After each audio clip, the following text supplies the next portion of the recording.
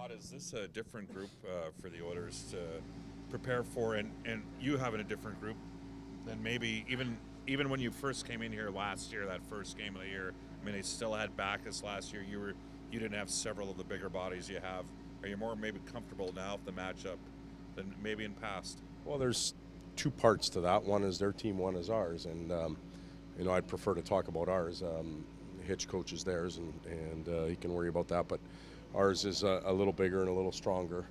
I think we feel better about coming and playing on the road. Our record shows that. We have the ability now to play the game however it's dictated, whether it's fast, slow, or rugged. And I think that allows us to to be in most games, especially on the road, where our road record was really weak last year. It's turned around, and we're heading in the right direction. Quick thought on the insertion of Greiba and then Benoit getting back in the lineup as well. Well, Benoit going back in will give us a spark. At some point, he'll have to really settle in and give us what he has, and the coaching staff will in turn have to believe in him and run him for a while so that he does get his confidence back.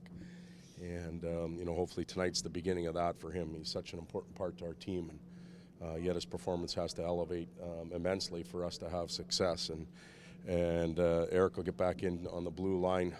We're looking at where we are in the schedule. We've got Davey in 2 games now, so he's beginning to feel a little more comfortable. So now it's time to bring Gribes in, and with only 3 games left until another 5-day break, we got to get him a game or 2 in before that Christmas break rolls around, or it will have been about a month and a bit since he played. So, what does Pouliot sort of have to do to reestablish himself as that reliable everyday player? Everybody's looking. Not everybody, but a lot of people look at the stat sheet, and you're not producing goals or assists and that type of stuff. There's some areas of his game, some commitment areas that have absolutely nothing to do with the game sheet. And often without the puck, it's the back checking, picking up the proper people, and just playing with a higher energy level. And we had a chance to talk about that the other day.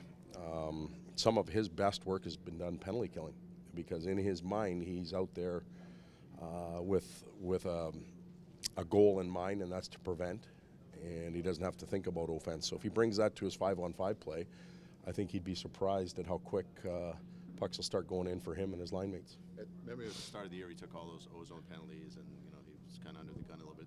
Did that spook him a little bit? I asked him that exact question, and I don't think it backed him off at all. And hindsight's 50-50. But his response was one of no. Benny's a very mature player. He's been around for a while, and he does a pretty good job of self-evaluation. He knows he needs to be better. It's not like he sees it white and we see it black. We're meeting in the middle, and part of his play is us trying to find a way to help him too. The coaching staff has to take some responsibility for that, and we'll find a way to get him going. What are the challenges facing St. Louis here tonight? Special teams. Their special teams are special.